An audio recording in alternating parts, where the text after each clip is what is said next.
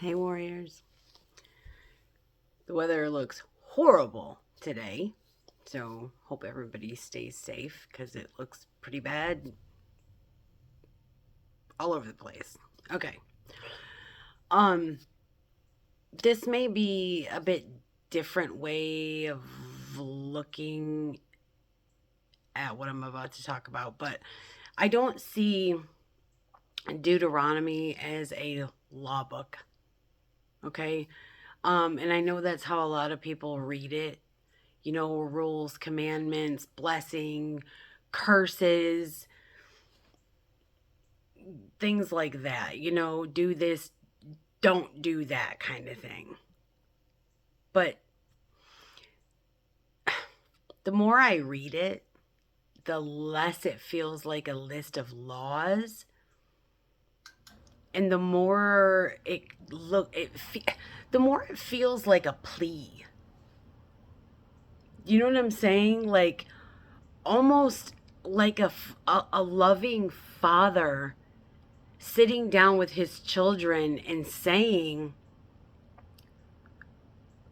please listen, you know?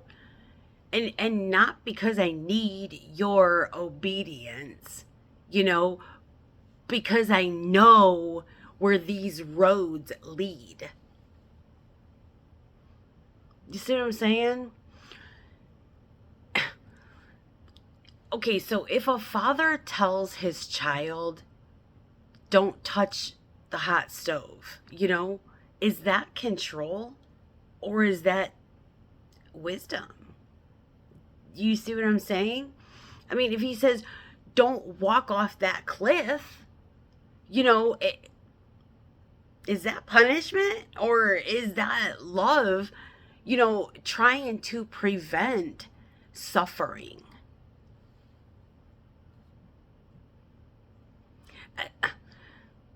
That's how I hear much of Deuteronomy.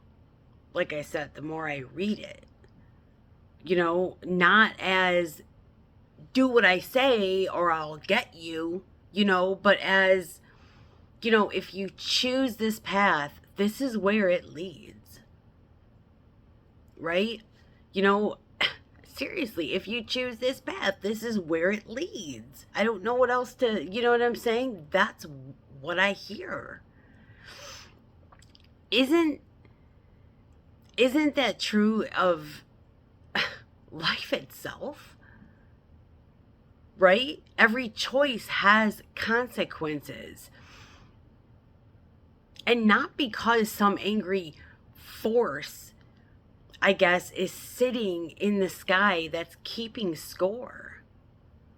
But because reality responds to the direction we are moving.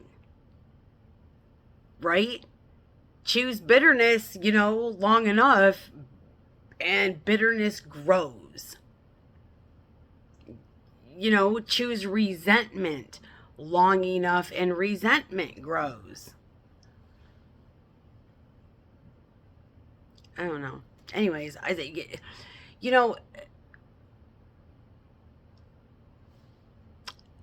just like, okay, so dishonesty. If we're dishonest long enough, eventually trust, what does it do? It disappears. The same is true in the opposite direction.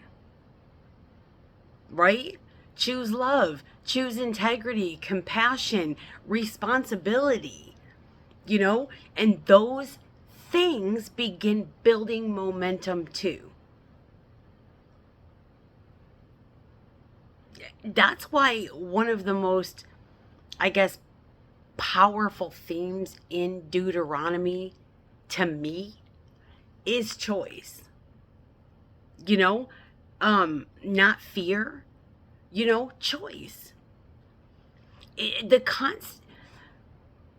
constant invitation, I guess, if you will, to become conscious of where your decisions are taking you.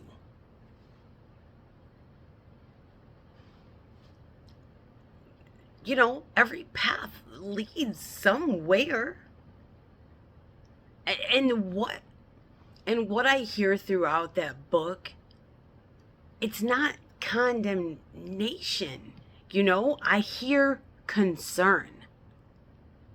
I hear a voice saying, I have seen these roads. I have seen, where these roads go. You know, so please, choose the one that leads to life. That's what I see. I mean, I don't know. Maybe I'm wrong. Maybe others see it differently. In fact, I know a lot of people do see it differently. But either way, when I read it today, I don't hear a damn tyrant demanding obedience. I hear a loving father trying desperately to save his children from unnecessary suffering. Not controlling them, just warning them. I don't know, and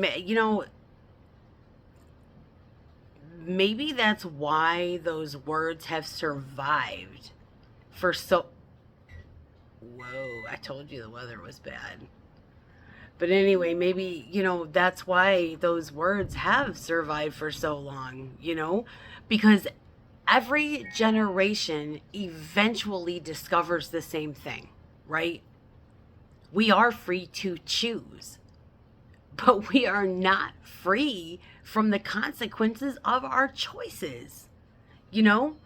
And wisdom is learning, to recognize, I guess, the difference before life has to teach it to us the hard way, right? Anyways, I love y'all. I hope you guys all stay safe today because the weather is not looking good.